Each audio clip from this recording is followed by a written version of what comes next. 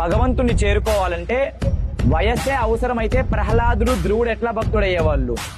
ఆచారమే కావాల్సి వస్తే బోయవాడు వాల్మీకి మృగారి భక్తులలా అవ్వగలిగేవాళ్ళు. విద్యే కావాల్సి వస్తే గజేంద్రులు ఒక ఏనుగు ఎట్లా భక్తులు అవ్వగలిగేది.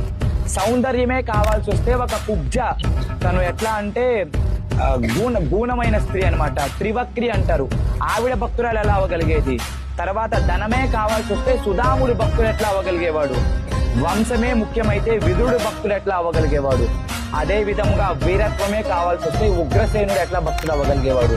భక్తులు అవ్వాల్సిన దానికి ధనము గాని, మన యొక్క ఆచారం గాని, విద్య గాని, సౌందర్యం గాని ఇవేం అక్కర్లా.